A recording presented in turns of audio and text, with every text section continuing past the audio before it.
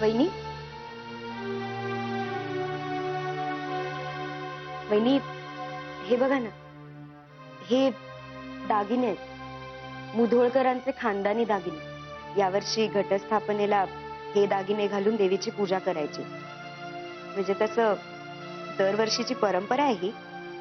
गेल्या वर्षीपर्यंत सगळं आई करायची, पण आता यावर्षी घरात सून आलीये म्हटल्यावर त्यांनी मला दिलाय हा मान. मला तर इतका आनंद झालाय म्हणून सांगू. वहिनी, तुमचा जरी नसेल ना तरी आईंचा माझ्यावर सून म्हणून पूर्ण विश्वास आहे. हेच सिद्ध होते आता.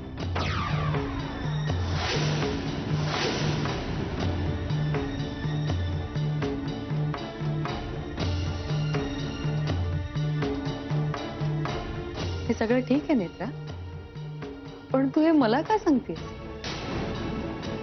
आता दागिन्यांचा मान तुला मिळाला कारण तुझं नशीब खूप चांगलं आहे.